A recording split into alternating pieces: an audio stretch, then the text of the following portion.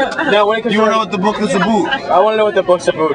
Oh, the book is about an officer who's working for a task force. It's called the Occult Crimes Task Force, OCT. I can't sell it. I can't. You're the actress. You gotta do a Canadian accent. No, I'm Uncle Gus coming here. I'll do it really well and still be kind of funny and offensive.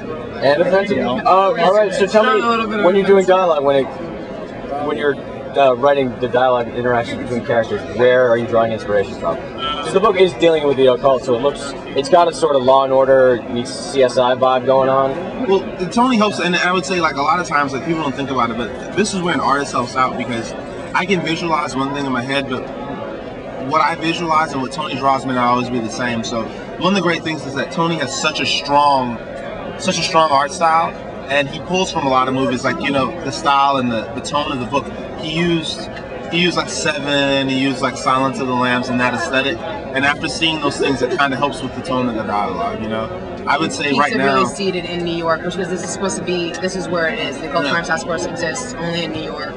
And so that's what makes it very specific to this. And so having a look that really generates that, just looking right on the page, you know, where you are, what kind of grit and feel, it brings all of that sense. Every New York movie you've ever seen that's got that kind of energy to it, it brings it to that, and that's really fun. It also helps as you've had interactions with some of the better known, or sorry, I shouldn't say better known, but more influential writers of the time.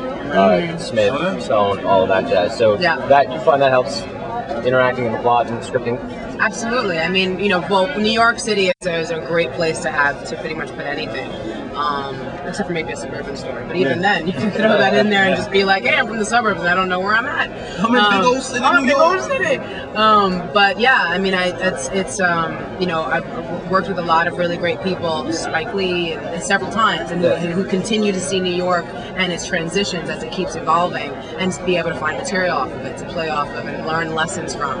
And I think so it's a great place for people to kind of gravitate to go, okay, I could believe something like this happening here. And since we're taking magic and doing something that hasn't been done with it before, making it based in reality, it's going to be that's a perfect place to do it in, because New York's the kind of place you can imagine that happening.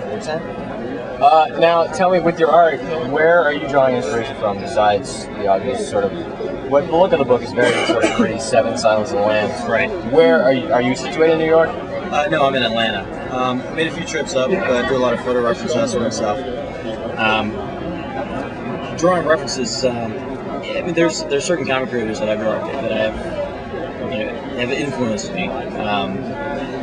You know, guys like, you know, Art Adams and Tony Harris, people like that.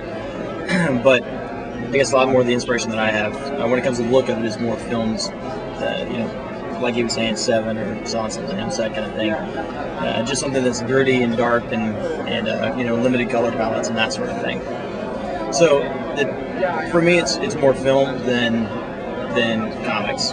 Not that comics aren't an influence, obviously, because they are, because you're doing a comic. But when it comes to the look, it's more film. Right on.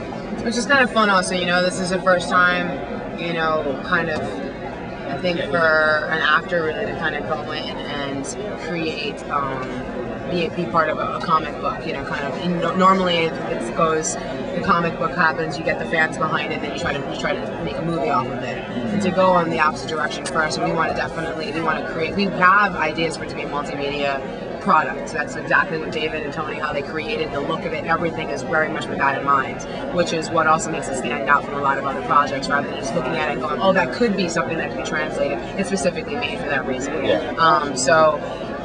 But to go there first and be like, we want to ground this with the fans, we want to make sure people like the story, get that kind of support, and then be able to bridge it into making it into a film, another kind of type of property, is really fun. And it allows us to do exactly what Robert Rodriguez was able to capitalize on Frank Miller's Sin City, is able to take something that was definitely always meant to be a comic, never was even imagined to be anything else, and then make it into a movie, and the look that it had and everything, it just pops in your face. It was just taken into this other medium, and it blew people's minds because it had never been done before. And that's exactly kind of a groundbreaking thing we want to do as well. We want to take what our influences are and what our love is and talents are, and these guys are very new to this, so am I. So we're coming in and we're doing things differently than they've ever been done before, and that's going to make it have a very different look, feel, everything, tone, and that's what we're hoping to be able to kind of create and capitalize on and make it a full property that's going to go into video games and all of that kind of stuff, which will be cool because it very much will have its very own look, its very own sound, everything. So though it is something that's very palatable, it's a very easy story to digest when you're looking at it, reading, you kind of get it. Yeah. It's still something you've never seen before, and what we're excited about is really kind of surprising people with that.